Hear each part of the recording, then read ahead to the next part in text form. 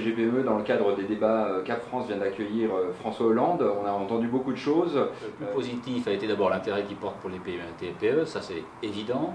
La deuxième chose, c'est la pérennisation de la médiation du crédit et la création d'un médiateur de la commande publique. Donc tout ça, ça va dans le sens de la CGPME, c'est des choses que je demandais depuis longtemps. Il a assuré aussi d'avoir une constance dans les textes de loi, au moins sur la durée du quinquennat, réunion d'abord au début avec les partenaires sociaux, et ensuite les engagements qui dureraient, parce que ça c'est important, vous savez que c'est une des premières demandes de la CGPME.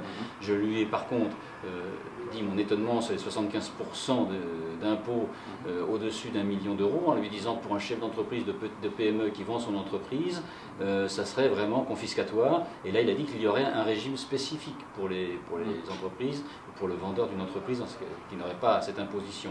Ça me paraît effectivement très important, y compris pour les aides, vous savez, sur les bas salaires, les charges en moins qu'il y a actuellement, elles seraient a priori pérennisées pour les entreprises de moins de 20 salariés.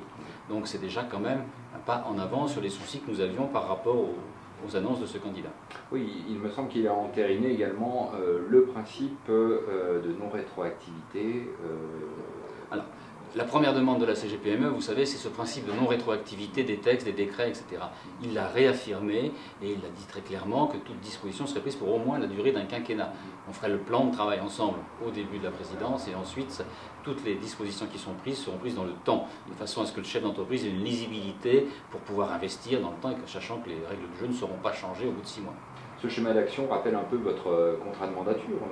Oui, c'est tout à fait le contrat de mandature que je demandais dans toutes les réunions que j'ai eues, que ce soit à Bordeaux, à Lyon et à Metz ces semaines dernières.